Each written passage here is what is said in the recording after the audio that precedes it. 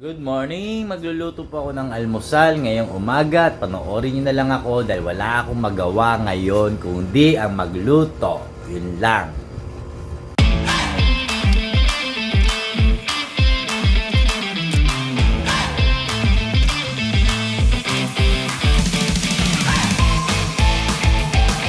Yeah, mag-aasin muna tayo ng pritong itlog. Asin-asin, pampalasa at rat-rata na ulit.